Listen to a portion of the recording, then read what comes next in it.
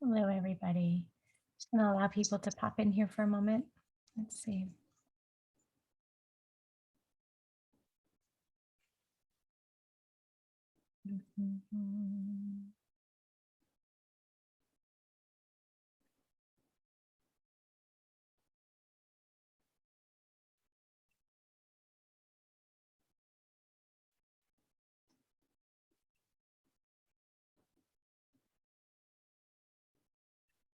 Oops.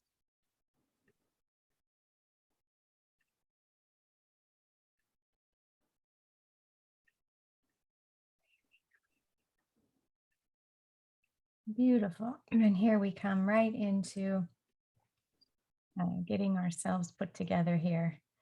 Good morning, good evening, good afternoon, wherever you're at. Thank you so much for being here with Colin and I this morning. Morning for me. So have my coffee ready, my Dream Big mug, because I feel like it's time to step into your dreams. It's time to create the realities that we've always wanted. And who better to explain how to create realities than Colin? Colin, I'm so grateful for you. And today is going to be a really great chat. I just want a little bit more, a couple more people to pop on here before we really start to dive into this. But we're going to have a detailed class. Essentially, this is going to be a little more structured of a chat. So be prepared with your questions, as we will make time for these as well. Colin is going to describe really how you put the components of the hologram or the holographic reality together. What does that look like? And it's not going to be super easy to comprehend for some people, and that's okay. We're prepared to come at it from a couple different angles, but putting this from an energetic perspective and bringing this down into matter is the challenge here. And I think Colin's going to be able to do a beautiful job explaining this. So thank you so much, Colin, for your gifts, bringing clarity during this ascension cycle to humanity, and all of your knowledge that you've worked on. So also thank you, everybody, for being here. This is amazing. And here we go. Hi, Betty. Hi, Lenora. Hello, Christy. Hello, everybody. Beautiful. All right, welcome. Thank you, Colin. I'll just we've got some people on, so this is good, and we can just go ahead and start in on what are the components of a holographic reality, the holographic universe. Just writing something down that I'd forgotten. Oh, that's good. I have a piece of paper here too. Oh, actually a pad of paper, because it's definitely things come up that we need to remember, and questions come up. Sometimes people send text message questions too. So beautiful. Yeah. Well, thank you, Chastity, for having me on your show, and hi to all your listeners. It's great to be with you all again, and thank you for pitching up. It's very important, that we all pitch up on time and in divine right order. And today we're going to be talking about, we'll have a discussion about the hologram. And to understand the hologram, the first thing you have to understand is the etymology of the word hologram. And there are two words, hologram and holograph. And what is the difference between the two? Now, the hologram comes from the Greek for hollow, holos, H-O-L-O-S. And that means whole. So we have many derivatives of that word hollow. It's a holon is a single structure of unitary components. And gram essentially is like a telegram. It's a message. So it's the whole message is a hologram. and the holograph is the expression of that message. Okay, now that message gets expressed. So that's the difference between a hologram and a holograph. Now, it's important to understand that unitary nature of the hologram, because it has many components, and it's for instance, a puzzle might be a two-dimensional hologram where there are many pieces of the puzzle, and you have to put the pieces of the puzzle together to complete the hologram. It's like the Chinese have a three-dimensional puzzle, which is the little wooden block that you have to put the components together to get the block, and that's also a hologram in a sense of the true word hologram, but it's a whole consisting of many parts, and how that expresses itself. Now, when we talk about the holographic reality, what we're talking about is the universal holographic reality and how the universe actually works as a hologram. And it's done for a specific reason. Holograms per se are not evil. I often thought that, holograms are, they're terrible things. They're not. They're a specific way the universe gives us a holographic experience. And it provides us the platform. The platform is the hologram. And the various components of the hologram have to be put together in order to understand the hologram. Now, so it's called the holographic reality. And that's the argument that Michael Talbot was making in his book, The Holographic Universe. But he didn't come to any conclusions in that book. He just put out the question there, is reality a hologram? Well, in my travels with my higher self, he explained that a hologram is just the platform. He called it a reality field. Mm-hmm. It's just a field of energy that produces a reality. And the reality appears to be solid matter. We are material beings, so our world is matter. But how does that matter come about? Well, it comes about through something called the mechanics of creation. And it's a stair-step process that it starts out as two waves colliding, a positive and a negative wave, and that creates consciousness. And that conscious awareness is part of the hologram. Okay, so everything in material reality is conscious and has conscious awareness, but at different levels. And I'll explain what I mean by that as we go along. But it's that the components of that reality. Then the waves that spark, that ignites when those waves cross over each other, create energy. And that energy begins to swirl, and that's called the morphogenetic field. Now, a morphogenetic field is a holding field, so it can hold form together. And we call them quarks, but they're actually morphogenetic fields. And then they begin to spin because of the opposite polarity of the positive and negative particles within the hologram. So that's when the particle first appears, is in the morphogenetic field, because the morphogenetic field is able to hold those particles together. And then as those positive and negatively charged particles spin faster, they morph into an atom. And then the atom morphs into a molecule, and the molecule morphs into a cell. So what we have, what we call material reality, is just fast vibrating cells. Everything in the universe vibrates. And it's that stair-step process that is important to understand. And that itself is a whole piece of information. If you're only looking at yourself as a cellular being, and you don't understand that you're a molecular, atomic, morphogenetic field that starts with a wave. So you get a particle wave reality. You get the particle reality on the one side and the wave reality on the other side.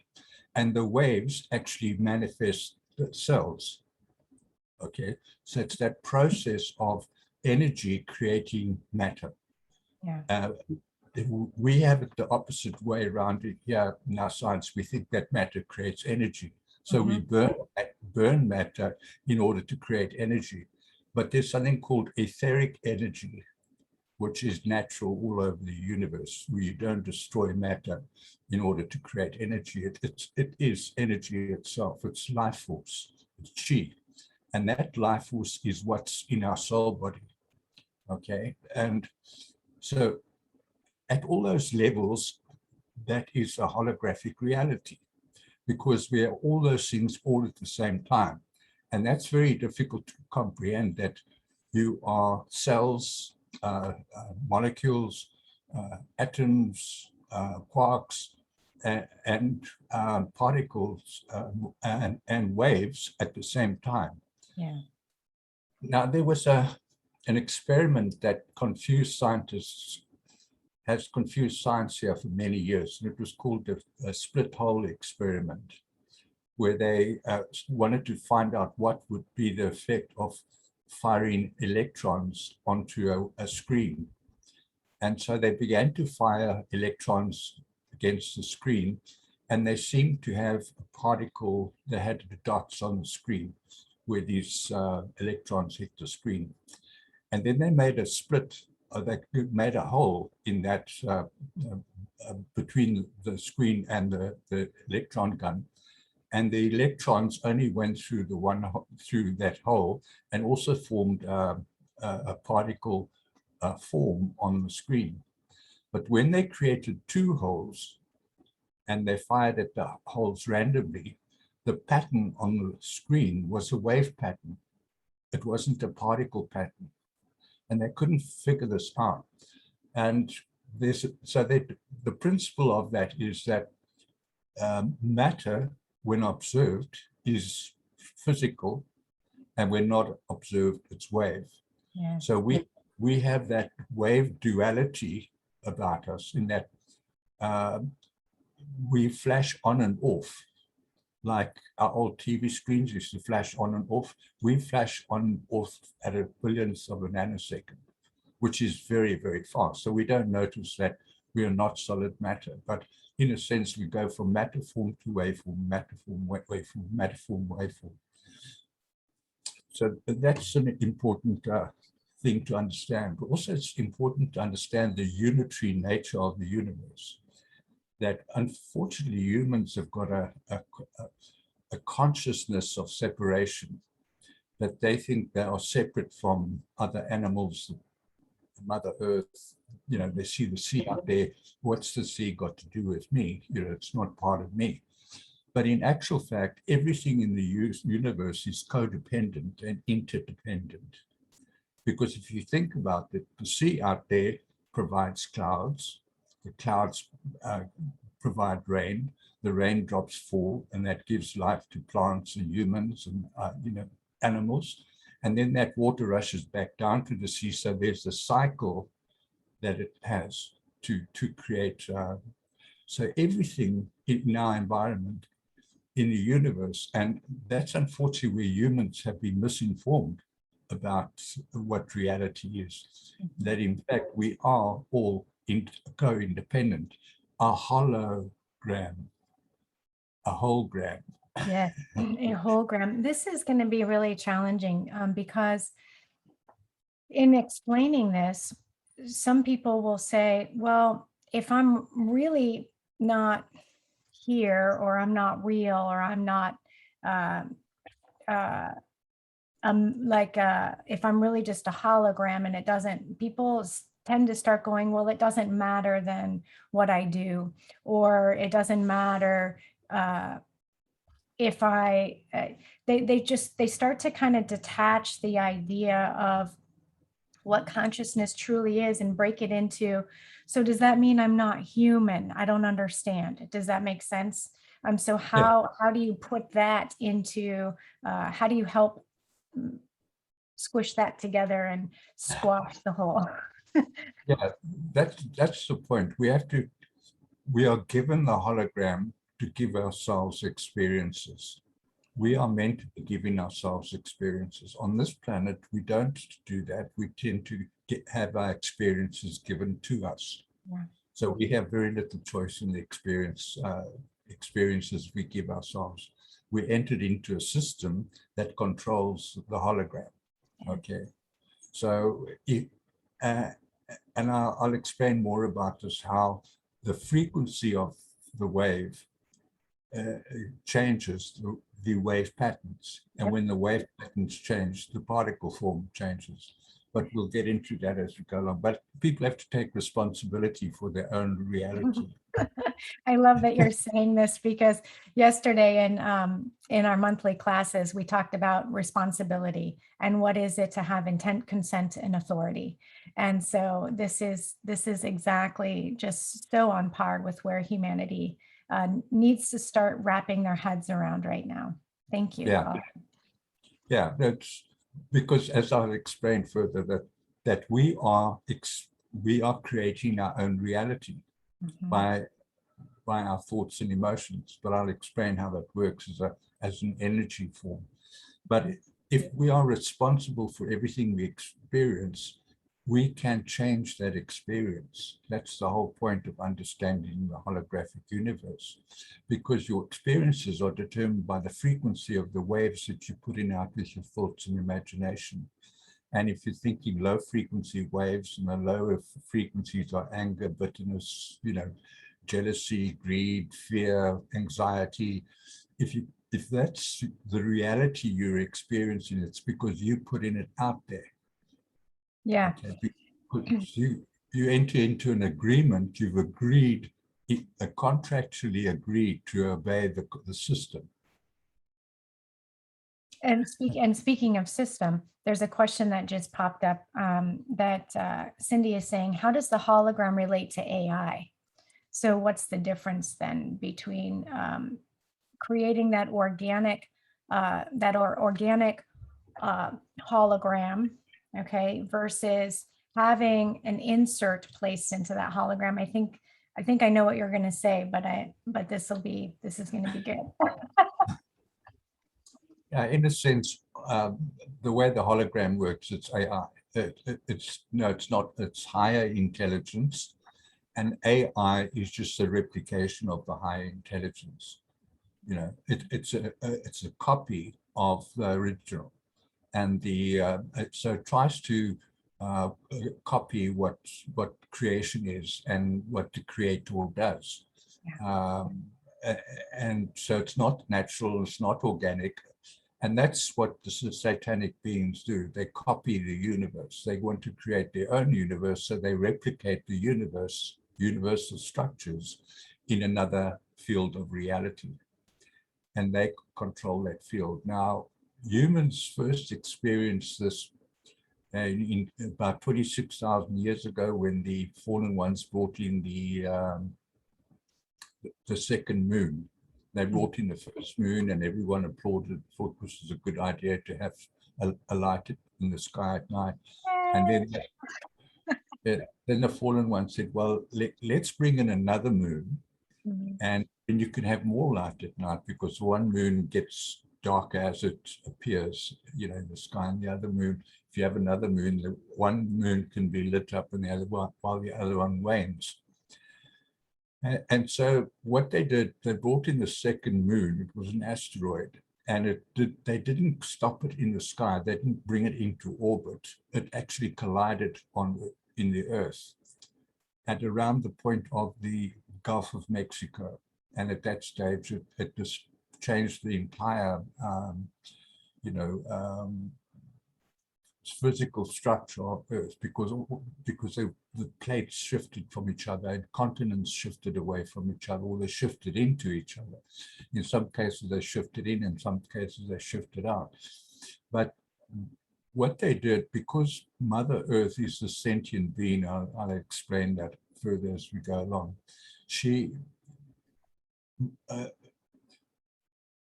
if you understand the fractal nature of the universe, okay, it's built on, the universe is built on a universal creation and design system or template.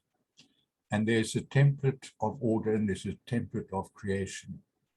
And everything in the universe works the same way, but in different space-time continuum and in different forms and matter. Forms are, you know, if you know, understand cymatics, which is where you blast a sound into a surface of something and you put power on the surface. As the frequency of the waves change, the patterns on the surface change, depending on whether it's a universal wave of the frequency or not. So it goes from pattern to chaos, pattern to chaos, pattern to chaos, and it does that very quickly, so you can hardly notice it. But yeah, the form is created by sound. Okay, I'll get more into the sound waves later on so we understand them better.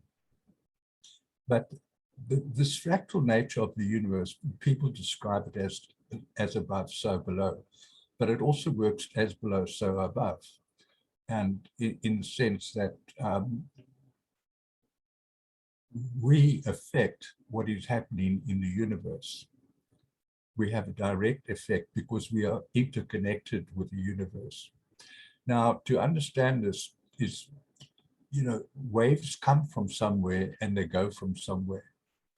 And we are like beacons on the earth, receiving waves and transmitting waves. So they come and they go, but when they come through our soul body, they pick up the information in our soul body, and the information is the light in our soul, the light waves in our soul, because our soul body just is an energy structure which has light and sound waves in it at different frequencies, and the frequencies change depending on one's thoughts and emotions. The thoughts are the informations, and the emotions are what carry the waves. Now that's how radionics work. When Marconi was trying to invent the radio, he couldn't succeed, so he went to see Nikola Tesla. And Tesla explained to him that what he has to do is put out two waves. He has to put out a carrier wave, he called it, and an electric wave. The electric wave carries the information. The carrier wave is what carries the information. So it kind of goes out and it bounces in. It's like magnetic waves are circular.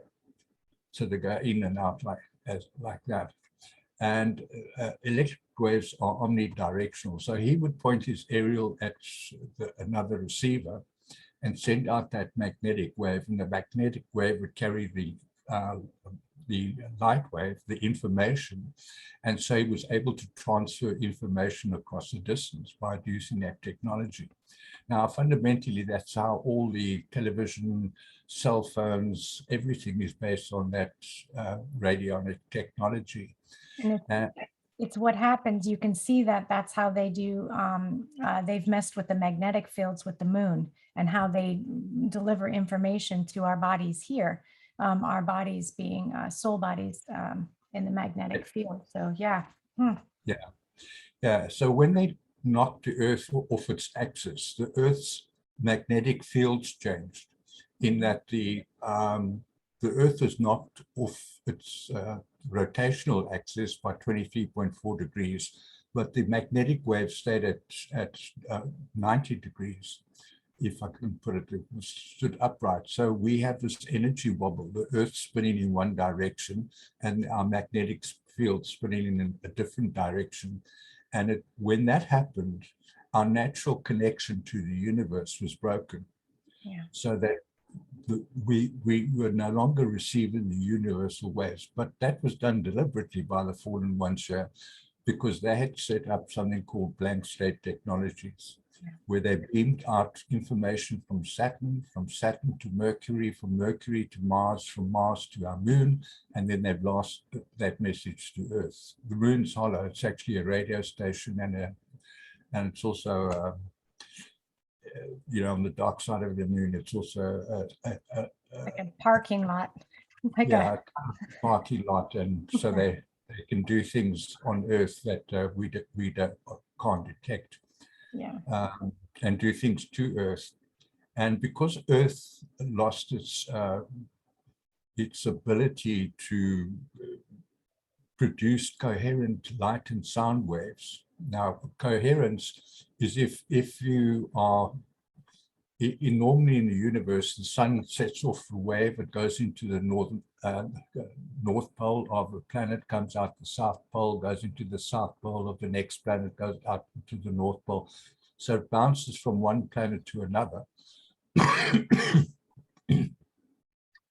And if a planet is normal, standing upright vertically vertical to the plane of the solar system, then the wave would come in at the North Pole and go into South Pole. Now, what's happening? The waves coming in not at the North Pole.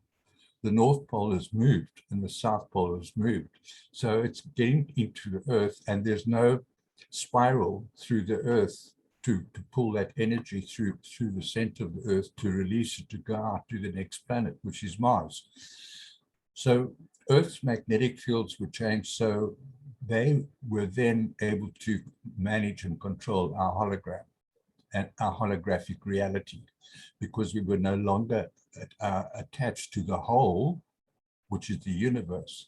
We were now subject to this broadcast station coming in from the fallen angelics onto the planet. And that gave us, we lost our ability to telepath, for instance. We lost our memories. We didn't know who we were anymore.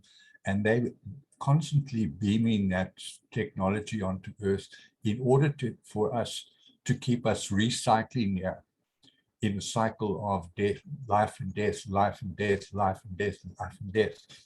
And by doing that, by wiping our memories, each incarnation, we forget the previous incarnation. Yeah. So we have a lack of information.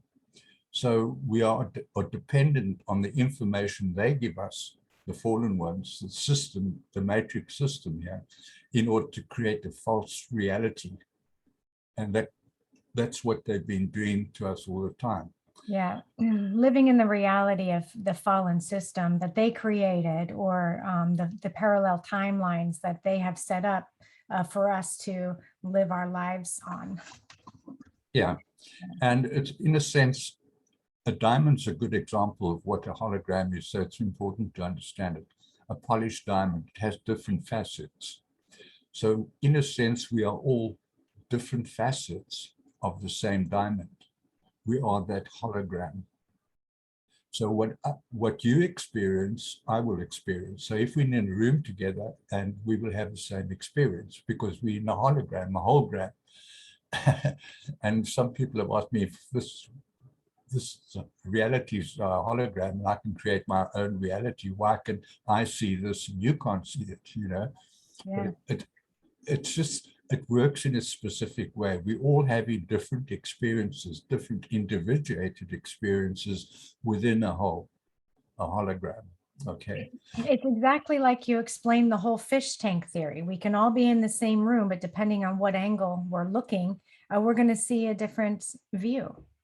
Yeah, and it also depends on the frequency of the waves running through our soul bodies. And as I said, we are all like beacons on Earth, and Mother Earth has natural ley lines, okay?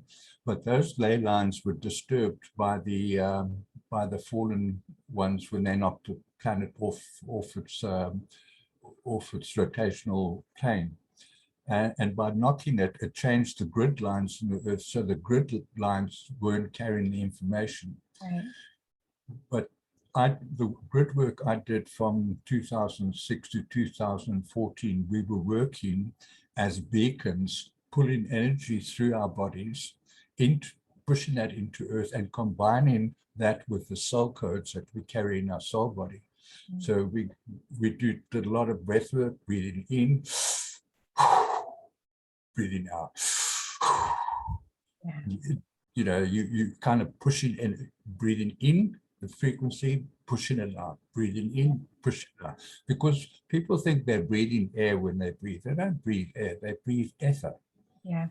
Yeah, that's interesting. So when we do, I connect into the Mother Arc gates. So we use Merkabahs connecting into all the gates. And Mother, because she's anchored in planet now, is able to breathe. So we act as acupuncture points, pushing in Merkabahs to it's like reconnecting the old organic structures. Yeah, So with her in planet, I mean, I can't even imagine doing the work that you were doing then, because it's so much easier now. There's so much more help. So, yeah. So in a sense, the grid workers around the planet were actually acting as proxy yep, gateways, proxy portals. yep. Okay. And by doing this, we were helping the Earth to move its magnetic field. And the magnetic fields of Earth have moved about 214 kilometers in the last 10 years. So, you know, the magnetic fields are changing. They're realigning back with with uh, the Earth's rotation. And it's important to understand that degrees of 23.4 degrees, because 90 degrees less 23.4 degrees is 66.6 degrees.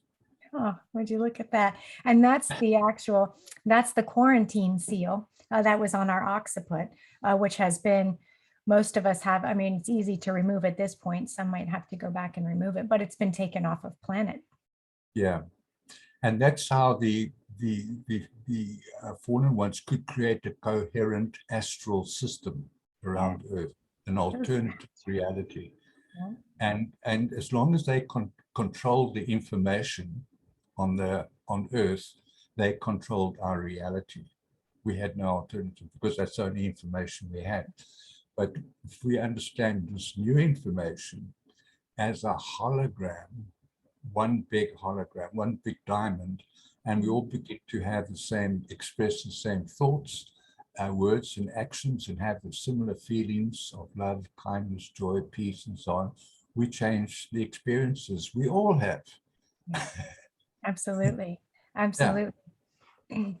Gaining So control of the astral realm is where the soul connects in. So I think that that's a really big piece of putting all this this back together, is gaining control of that holographic reality there, which is all of humanity, is yeah. everything. So how we clean that up, Colin? Mm, Well, the important thing to understand is that everyone in your hologram is you. yeah. In a sense, they're part of your soul construct. They're only there because they're in your soul codes. You probably have met that person, you know, 100 times in past lifetimes, but you didn't know that. That person might have been your brother or sister, and in our soul evolutionary journey, the purpose of that journey is to refine our souls and to heal ourselves, to have those experiences and learn to be more like God, in a sense. Really, that's what it's all about. So yeah, we, we we all contribute towards the hologram, everybody on the planet, and each of us can play our part.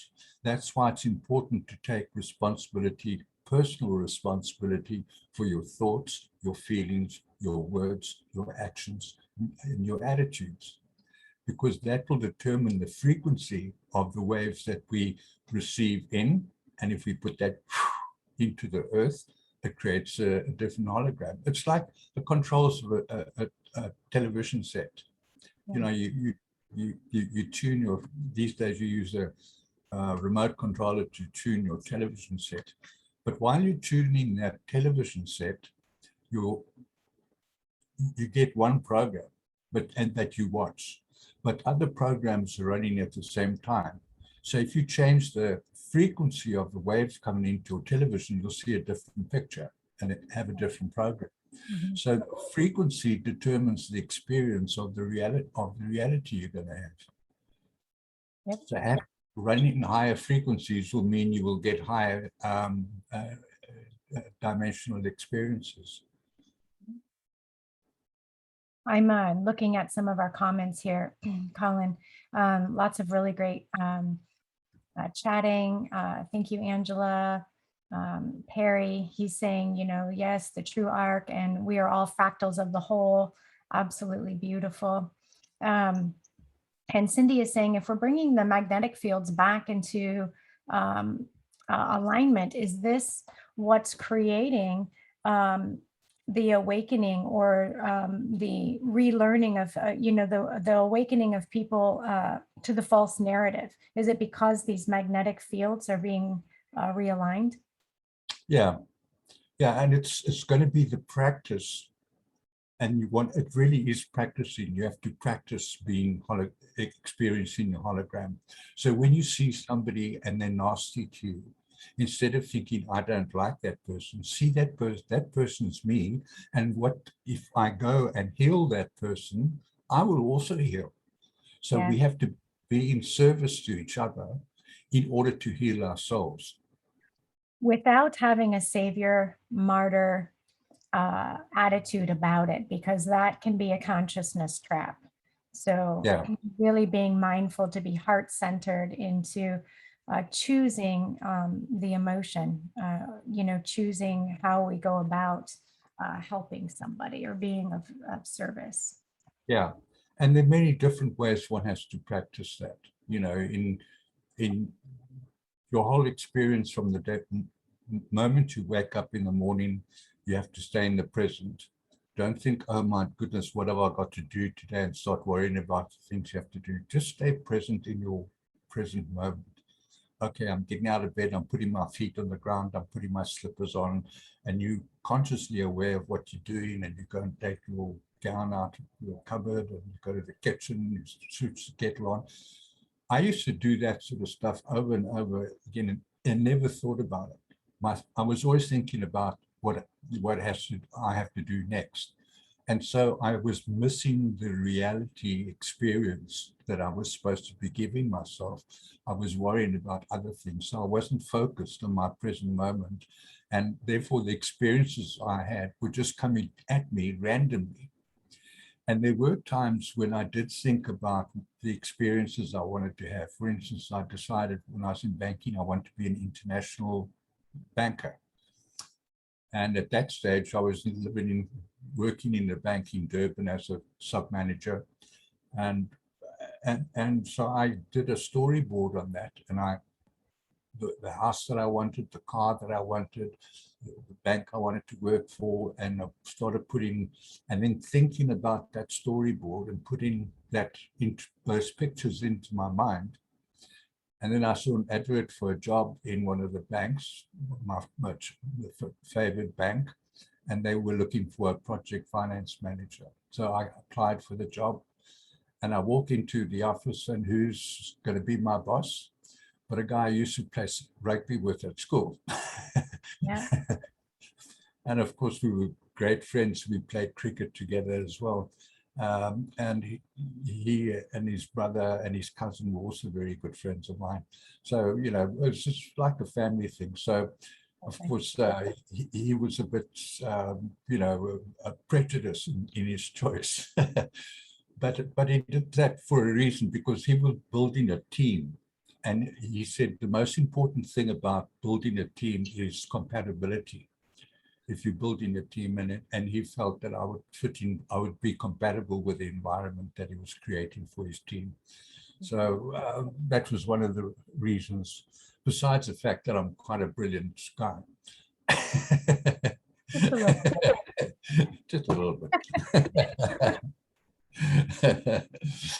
But anyway, from there, I got, you know, headhunted by a British bank, and off I went to London to work for a British merchant bank. So I'd achieved all I wanted to achieve. And then it taught me a big lesson, that you can create your own reality. You can manifest wealth. You can manifest anything up, but it takes work. It does. And you have to be aware of the opportunities that are created for you. And if you don't have the attitude, wow, here's an opportunity. You see life, even problems are an opportunity. an opportunity to grow and learn and heal, and when you see things that many people have experiences where they reject the experience because it's not so nice. You walk into a shop and someone pulls out a gun and holds up the shopkeeper. That's not a nice experience to have. Most people will reject that. But I would come away from that experience in thinking, how is it possible that I created that experiences? What was in that gunman or that robber's mind that just made him decide to? And if I played it out, I would probably say, I remember I watched a movie about the robber who robbed it, and Yes, that impression on me. Now I was still carrying that memory in my mind, and so yes. it came so far. Isn't that, I learned a little lesson in reality when I realized that the brain cannot differentiate whether or not something happened to me or I watched it on a screen. My brain doesn't know my central nervous system doesn't comprehend that unless I'm in control, knowing where I am, understanding and being in the moment. Like you say, it's so important to be in the moment, because otherwise we're allowing, so we're giving our consent to have things happen to us. And that happens every single day. We're consenting every single day to things that we're not paying attention to. Yeah, yeah. No, it's very important that people get this, that first of all, the whole nature of things, and that we determine our reality by our thoughts, not necessarily the thought we're having at this moment in time, but it could be a previous thought. A lot of people, like one of my friends on Facebook asked me the question, if we create our reality, why am I in constant pain? Yes. Okay, now that's a very good question, and I would ask that myself if I was in pain. But pain isn't something that is necessarily part of this reality. It could be something you experienced in a previous lifetime that you still carrying in your soul body. So in a sense, you are still indirectly doing to yourself what you did to yourself in that previous lifetime. And so you have to change your behaviors. Yep. You have to change your thoughts and emotions. And anytime we get into a descending pattern of, I'm doing the work, why do I still feel like this? Well, you still have, it's because you still have it inside of you. And I don't mean to laugh, because I've been there too. Like, what in the frick? Like, I'm working my butt off here and I can't seem to get out. And so it can become really frustrating, but it's like in those moments, this is when it's time to take a really deep breath and say, okay, I'm going to change all of my patterns of reality. I'm going to take full responsibility for who I am, what I am, and how I'm going to serve. And it's just the importance of that is it's massive. It's so very important. I was going to say something else, but it lost me. But I got sidetracked. The world is changing at the moment. People aren't aware of it, but I'm very aware of it, because when I compare people's behaviors and thoughts and comments on my posts and stuff I read online on social media, the narrative has changed completely from what it was, in 2014, when I first started getting active on the internet and going to different sites and watching YouTube videos and so on. The narratives changed completely, from, and the interesting thing is there are more people awake now than there were in 2014. And people are waking up in their droves. Yes. People I never thought would wake up are waking up. I know it's absolutely, it's stunning. It actually expands my heart, and I'm sure your heart. And for those of us that have been waiting for so long, it's being able to see it. It's like, oh my gosh, this is finally like a reality. And so it's expanding those waves of omni love frequency out to be able to really anchor in this new planetary frequency as we shift and move into As we go through this little dark pattern, Colin, you want to talk about what people are going to be experiencing in this holographic reality? Well, in 2014, I was told that the beloveds, the Guardian Alliance, had taken over the control of the blank slate technologies.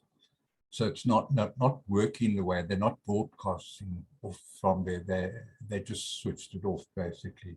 But they've kind of just lowered the tone. It's still coming through, but in a less and less form. And they also told the made a agreement with the off-planetary fallen ones to leave Earth and to leave the solar system, and they were offered another sanctuary. I was told, but a sanctuary in inverted commas. In other words, they were told to get lost. Yeah, most of them, they've had plenty of chances to rehabilitate. Most of them say no, thank you. Yeah, but I believe it was done in a very kind way, although they fought a war, an electric war in Saturn in April 2014, and there was warfare in the in the solar system, and and then I was also told that it's now up to humans to get the fallen angelics who are on planet. It's up to humans to get them, to expose them, yeah, and do something about them, either get them off planet or get them out of the system. And so, I thought, how on earth are we going to do that? It just seemed like an impossibility to me. But now I'm seeing more and more evidence of how it can be possible, because there's a great big wave uprising and awakening of many people, especially on the conservative right side of politics. You get the left and the right, and especially amongst conservatives who are going back to their moral values. They're talking more about God than they did 15 years ago, and they're including discussions about God there. So there's a kind of spiritual awakening as well, and people are seeking answers. I've seen it in many people around me who they're really seeking answers to the truth. They want to know what is the truth, and that is great, because if you seek, you will find, but if you're not seeking, you won't find. you're not going to find anything. That people starting to seek art. Yeah, it is, and the God in each of us, the God in each of us, because that is, that's our higher connection. That's the higher frequency.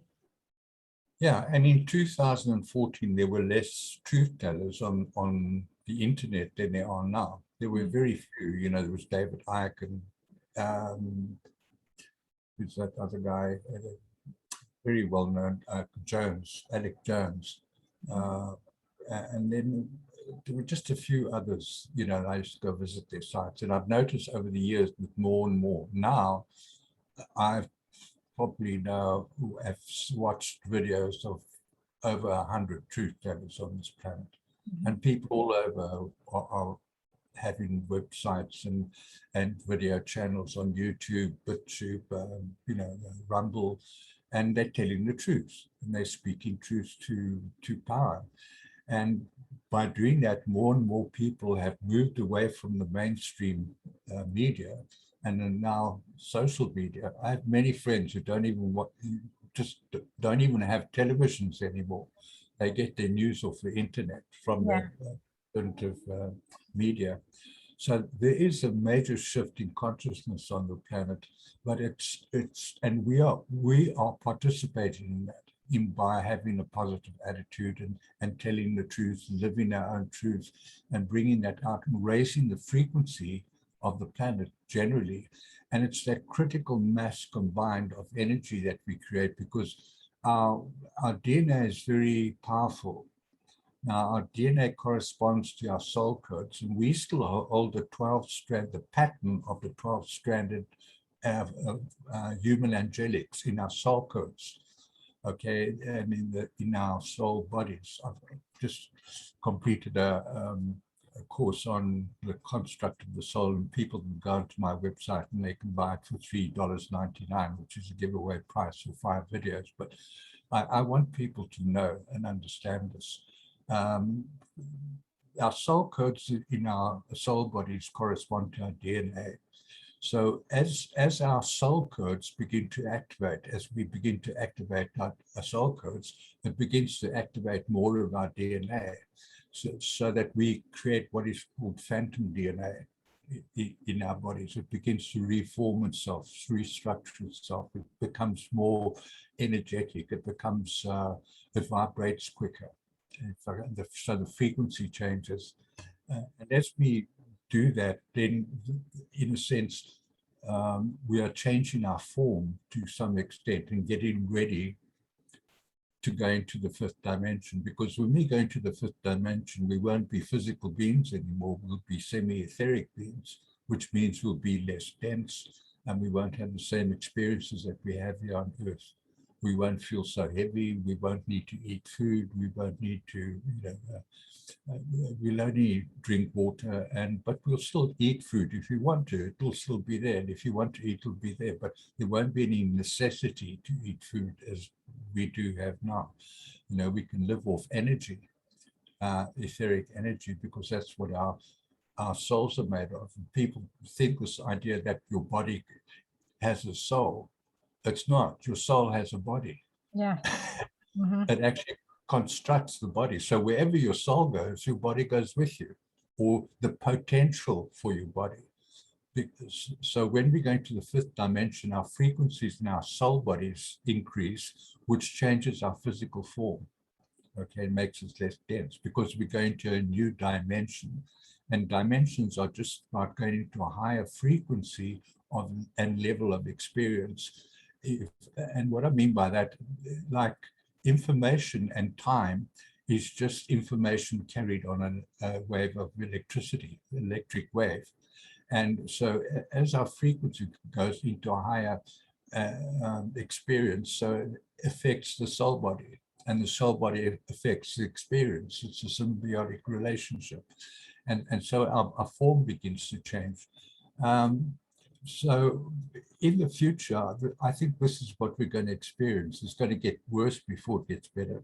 What the fallen ones are going to try to do is, because many more people are going to start dying now, and that's a fact, because I've had testimony from many doctors and nurses, and their hospitals are now filling up with people who've been vaccinated. And so when these people start dying off en masse, then they're going to blame them on COVID patients because they've been entered into hospitals as COVID patients. Yeah. And when they die, their deaths are going to be attributed to COVID. So then they're going to want to create more severe lockdowns and then introduce more severe COVID vaccine passports and try to make sure that everyone gets vaccinated. There's no doubt there's a genocide program going on. The Georgia Guidestones speak about, that they want a population on the earth of just 500,000 people. Yeah. So that's been their plan for a long time. So we're going to see possibly, I think within 2 years, you'll see over a billion people die. Yeah, we're going to lose about a third of our population, I would assume. And it's starting now, and it will definitely go the next couple of years. And it's just horrifying to see it and witness this. It's been so very challenging to watch. And it's, I think that's with a lot of us who are working with the Guardians and are, preparing humanity for this. It's just been like, okay, I'm here to serve and I'm here to help where I can, but it definitely creates times of sorrow and heartbreak, but also honoring that these beings have chosen their path. And if they decide to stay where they are or whatever it is, we have to honor that as well, which is challenging. But Yeah, Yeah, it's definitely, you can see what states, I mean, they've shown their hand. We know what states are going to start these lockdowns first, what countries are creating their old new alliances, right? They look like new alliances to us, but they're not. but what's going to stop them is going to be human resistance, passive resistance. Like a lot of doctors and nurses are resigning Yes. because they're refusing to have the vaccine mandate. Yep. A lot of teachers are resigning, and in all professions, people are resigning because they refuse to be injected with an experimental bioweapon, Yep. and for good reason. I stopped doing hands-on massage work because they insist that I be injected as well, and I refuse. I refuse to do it. Well, Yeah, good it's for too you. bad. Yeah, it's too bad. Yeah, so it's going to get worse one way or the other. It's either get more severe lockdowns, or it's going to be we have to take to the streets and start voicing our views. Not in a violent way, but in a passive way. Like yesterday there was a protest in Cape Town, anti the protest in Cape Town. And I've watched videos from all over the world, where people are resisting, and they're showing their resistance, but in ever increasing numbers. Yeah. Over a million people in Istanbul, in Turkey, last week protesting against the mandates. So, the people are starting to wake up and starting to resist, and that resistance will be a loud message to the fallen ones to say we do not consent, Yeah. because they require our consent in order to fulfill their program. And as long as Yep. we obey, we are giving complicit consent, because we're not saying no. There's complicit agreement instead of explicit agreement. They didn't ask us if they can do it. They just do it. And then if you go along with it, they think that's agreement, because you have Exactly. So I always say, if you feel like you need to wear a mask, for instance, at the very least, if you're just doing it because you're being told to do it, at the very least, say in your mind or out loud as you put this on, I do not consent. Yeah. Because, and it's the same thing, like, it's the same thing I say when people are going to stores. There are a lot of like entryways that like entities or something have created a contract. So if you walk into that building, then you are consenting to maybe have your energy drained for 2 hours after that. So when I walk through doors, I say, I do not consent.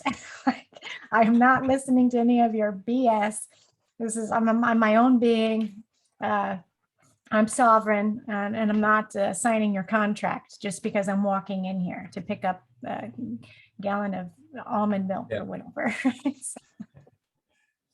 Yeah, well, that's being consciously present, Yeah. and realizing what's happened, and realizing that if you don't consent, you have to express it. Say, I do not consent. Yeah. Because if you don't do that, your consent is implicitly implied, so we have to be careful, watch that very carefully. Yeah.